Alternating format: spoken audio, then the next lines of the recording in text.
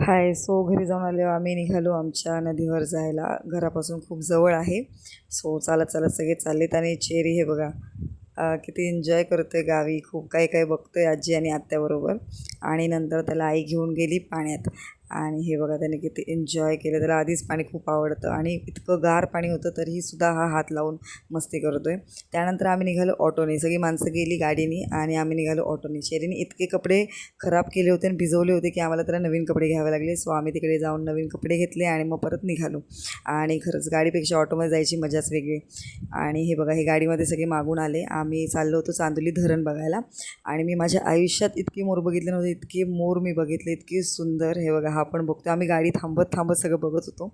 आम्ही तिकडे पोचलो चांदोली धरणच्या इकडे.